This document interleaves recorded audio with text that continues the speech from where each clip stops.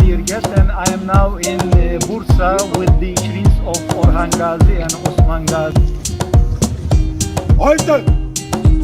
Atalar atası, ulular ulusu, Mevlid Ali'nin السلام علیکم ناظرین و سامعین، آج ہماری ویڈیو کا موضوع ہے سلطنت عثمانیہ کی ابتدا کیسے ہوئی اور عثمان غازی کا بیٹا اورغان کی تعریف اور فتوحات کیسے ہوئے۔ ناظرین، سلطنت عثمانیہ کا نام کسی نسل یا قوم سے نہیں بلکہ اس کے پہلے حکمران سلطان عثمان غازی کے نام سے منسوب ہے۔ عثمان غازی کے والد کا نام ارطغرل غازی تھا۔ اس وقت ترک قبیلوں کی شکل میں رہتے تھے۔ یہ تمام قبیلے خانہ مدوش تھے۔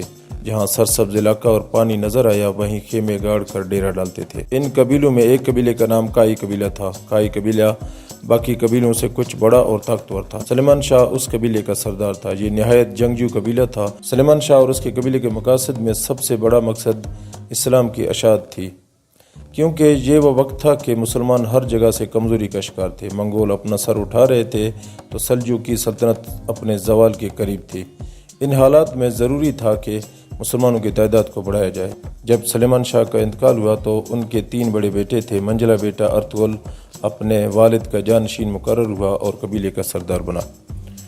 ارطغرل غازی بہادر نڈر جنگجو شخص تھا جو اپنے قبیلے کا دفاع کرنا خوب جانتا تھا، لیکن وقت وہ آ گیا تھا کہ منگول ہر طرف تباہی پھیلا رہے تھے۔ مسلمانوں کا قتل عام ہو رہا تھا تو چنگیز خان کی فوج نے خوارزم شاہ سلطنت کو تباہ کر کے رکھ دیا تھا۔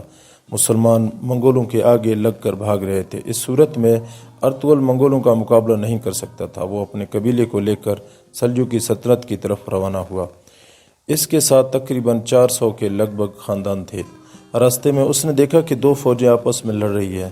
اس نے سوچا کہ کسی ایک کا ساتھ دینا چاہیے۔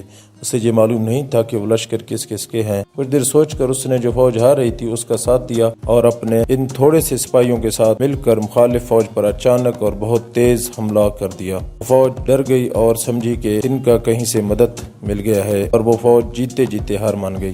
بعد میں معلوم ہوا کہ جس فوج کا ساتھ دیا یہ سلجوقی سلطان علاء الدین کی فوج تھی۔ مخالف فوج کے بارے میں اختلاف پایا جاتا ہے۔ بعض کے نزدیک وہ بازنطینی عیسائی فوجی تھے اور اکثر کے مطابق وہ تاتاری تھے۔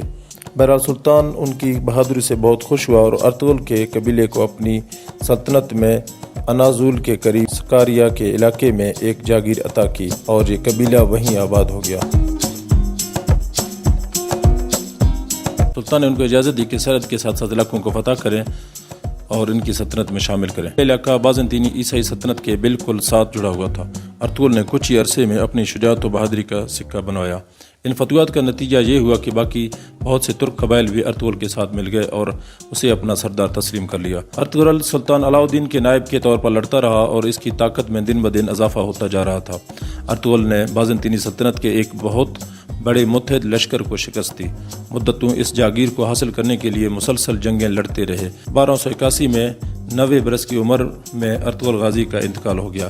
اس کے جانشین اس کا بیٹا عثمان غازی تھا۔ عثمان اپنے والد کی طرح پکا مسلمان، بہادر اور حوصلہ مند تھا۔ اس نے بھی فتوحات کا سلسلہ جاری رکھا۔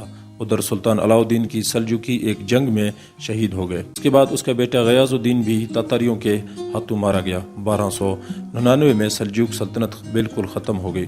عثمان غازی نے اپنے تمام مفتوحہ علاقوں میں اپنی خود مختار حکومت کا اعلان کر دیا۔ یوں سلجوقی سلطنت سے علیحدہ عثمانی سلطنت قائم ہوئی۔ سلجوقیوں کے لیے یہ بات تشویش کا باعث ہوتی، لیکن وہ اندرونی جھگڑوں کی وجہ سے مکمل زوال پذیر ہو چکے تھے۔ امیر عثمان غازی نے بہت سے شہروں اور قلعوں کو فتح کیا اور یعنی شہر جو کہ برسا کا ایک ضلع تھا کو اپنا دارالحکومت بنایا۔ سلطان عثمان نے مال خاتون سے شادی کی۔ سلطان عثمان کو سلطنت ملنا اور ایک مضبوط اسلامی سلطنت کا قائم ہونا اللہ کی مرضی تھی۔ اس سلطنت کے قائم ہونے کے بعد مسلمان متحد ہونا شروع ہو گئے۔ برسا کی فتح کے بعد سلطان عثمان بیمار ہوئے اور 1323 کو وفات پائے۔ مرنے سے پہلے اپنے بیٹے اورغان کو ایک طویل نصیحت کی۔ اورغان سلطان بنا اور اپنے باپ کی پالیسی کو جاری رکھا۔ جب سلطان عثمان کا انتقال ہوا تو سلطنت کا رقبہ 16,000 مربع کلومیٹر تھا، 150 سال کے اندر یہ دنیا کی سب سے بڑی سلطنت بن گئی۔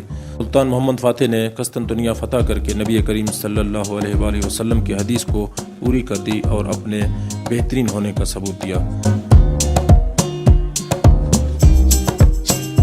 سلطنت عثمانیہ کے 9ویں سلطان سلیم اول نے مصر میں موجود عباسی خلافت ختم کر کے اپنی خلافت کا اعلان کر دیا۔ یوں خلافت بھی ان کی ہوئی اور سلطان سلیم اول سلطنت عثمانیہ کے پہلے خلیفہ بنے۔ یہ سلطنت 623 سال قائم رہی اور 1922 میں ختم ہوئی۔ سلطان عثمان کے نام سے ہی سلطنت کو سلطنت عثمانی کہا گیا۔ انگلش میں اسے عثمان ایمپائر کہتے تھے۔ کچھ علاقوں کے لوگ اس سے اپنی زبان کی وجہ سے عثمان ایمپائر کہتے تھے۔ آہستہ آہستہ اسے عثمان سے اوتومان امپائر کہا جانے لگا، پھر اس کا نام ہی یہی پڑ گیا۔ خلافت عثمانیہ کا اصل بانی ارطغرل غازی کا پوتا اورخان غازی کا بیٹا تھا۔ ترک اسے ارخان بھی کہتے تھے۔ وہ 1281 میں سووت میں پیدا ہوئے اور اس کا بچپن اپنے دادا کی گود میں گزرا۔ ارطغرل سے اپنی جوانی کے محمد کے قصے سناتا رہتا تھا۔ زمین پر تلوار سے دنیا کا نقشہ بنا کر پوتے کی تربیت کرتا تھا۔ ابن عربی کی پیشین گوئی اسے سناتا تھا اور پھر اورغان سے کہتا تھا کہ بیٹا تم نے یہ سارے شہر فتح کرنے ہیں اور میرے نام کا سکہ جاری کرنا ہے۔ تم اگر یہ نہ کر سکو تو تم اپنے بیٹوں کو میری قبر پر لا کر انہیں بتانا کہ ہاں ایک شخص سو رہا ہے جس نے دنیا کی سب سے بڑی اسلامی ریاست کا خواب دیکھا تھا۔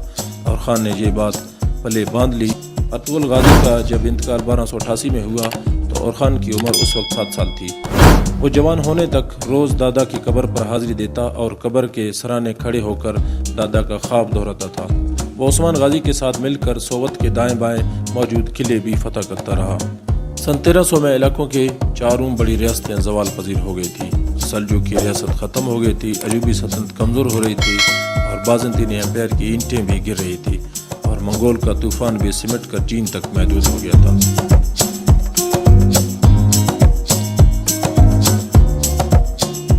ایشیا کوچک میں اس وقت گرے ہوئے قلعے خاک اڑا رہے تھے۔ شہروں، محلات اور گزرے وقت کے نحووں کے سوا کچھ نہیں تھا۔ لیکن آپ قدرت کا معجزہ دیکھیے، اس خون آشام دور میں 2 نئی طاقتیں پیدا ہو گئی۔ ازبکستان میں امیر تیمور نے جنم لیا اور ترکی میں ارطغرل کا خاندان سر اٹھانے لگا۔ امیر تیمور اور خان دونوں کے دور میں زیادہ فرق نہیں۔ ناظرین، یہ اورخان ہی تھا جس نے اپنے دادا ارطغرل غازی کی داستان لکھوائی اور اس کے نام کا سکہ جاری کیا۔ یہ وہی سکہ تھا جو آگے چل کر ڈرامہ سیریز ارطغرل غازی کا محرک بنا۔ آغوز قبائل جھنڈے کو سنجا کہتے تھے۔ اورخان نے ریاست کو مختلف صوبوں اور ضلعوں میں تقسیم کیا اور ہر ضلع دار کو مختلف رنگ کا جھنڈا دے دیا۔ ان جھنڈوں کی وجہ سے ان کے ضلع سنجاق کہلاتے تھے۔ اس نے ضلع داروں کو اپنی فوج بنانے اور ٹیکس جمع کرنے اور اپنے قریب علاقے فتح کرنے کا اختیار بھی دے دیا تھا۔ اس حکمت عملی کی وجہ سے فوج بھی مضبوط ہو گئی اور عوام بھی خوشحال ہو گئے۔ اس نے بے شمار مسجدیں، مدارس، کاروان سرائے بنائے اور وہ ایشیا کوچک کا اپنا پہلا حکمران تھا جس نے برسا میں یونیورسٹی بنائی تھی۔ اور خان کے بعد اس کا بیٹا مراد اول سلطان بنا اور اس نے سلطنت عثمانیہ کو یقیناً سلطنت عثمانیہ بنا دیا۔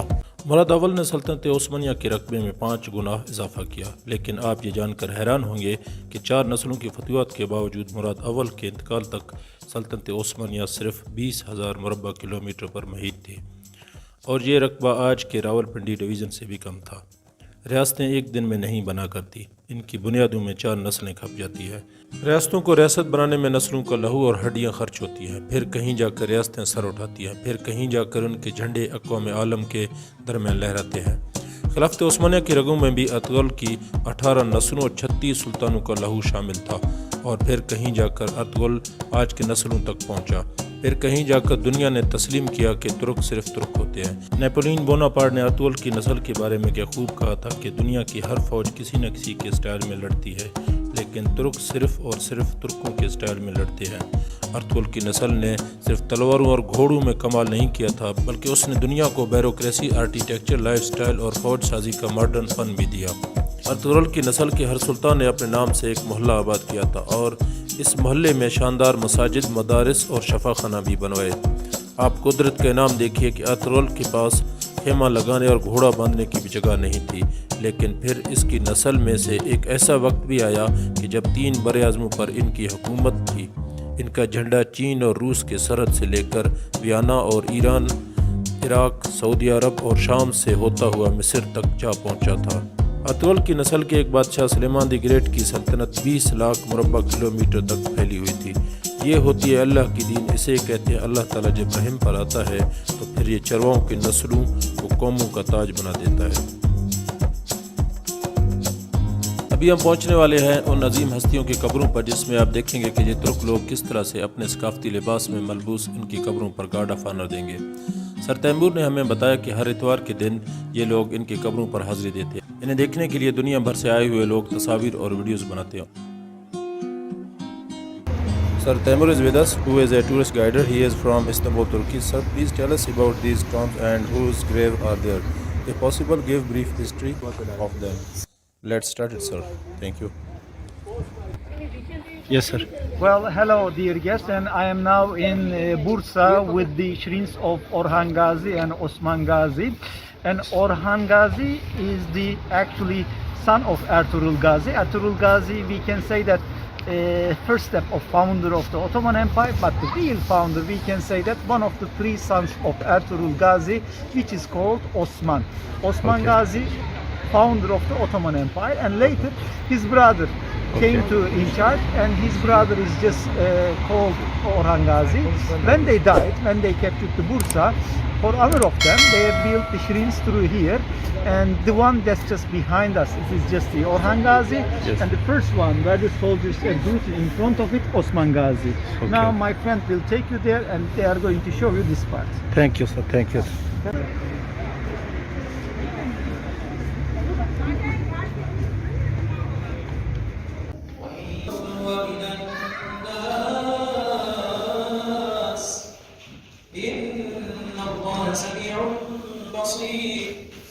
يعلم ما بين أيديهم وما خلفهم وإلى الله ترجع الأمور. يا أيها الذين آمنوا اركعوا واسجدوا واعبدوا ربكم.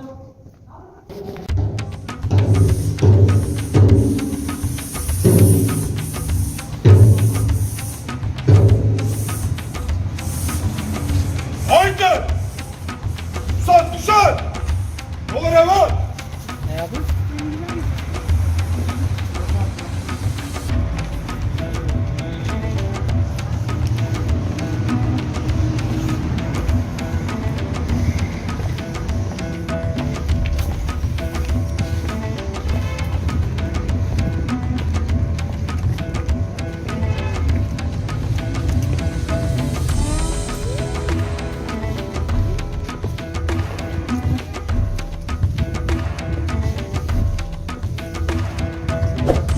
Haydi! Atalar atası, ulular ulusu, Devlet-i Aliye'nin kurucusu Osman Gazi Han huzurunda saygı nöbeti için kuşat! Yola devam!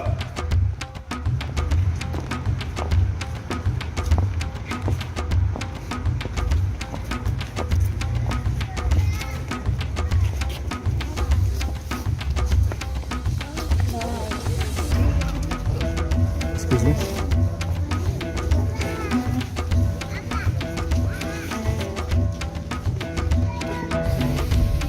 Lord of Honor dedim. Her yüzünüze şey, atını kanat bilen. Nerede zulmü uğrayan varsa yardıma gider. Zalimin önünde katta eğilmeyen, Allah'tan başka ilah bilmeyen. Atamız Oğuzhan oğlundan, Gülhan Nesli'nden, Kayıhan boyundan, Kayı Alpoğlu, Gündüz Alpoğlu, Süleyman Şahoğlu, Ertuğrul Gazioğlu, Osman Gazi Han huzurunda al bayrakı, haber, devral.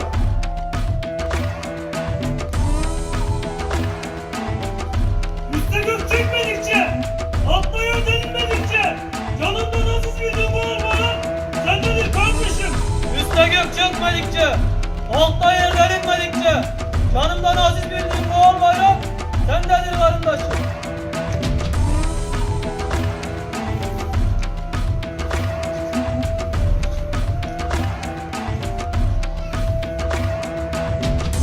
Anamdan, atamdan, yardan ve evlattan kıymetli bildiğim al bayrak.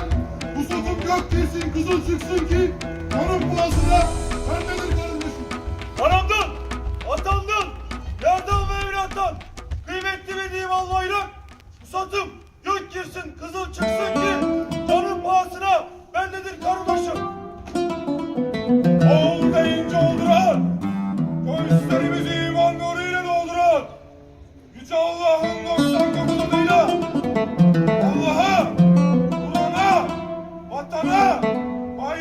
hamdolsun. Devletimiz zoru üfleyerek daim olsun. Nöbetiniz kutlu ve şerefli ola. Amin. Aynen. Tekrar yol açalım. Şöyle yukarı doğru hızlı bir şekilde. Otur rahat. Filiz. Sat, şat. Kamera var.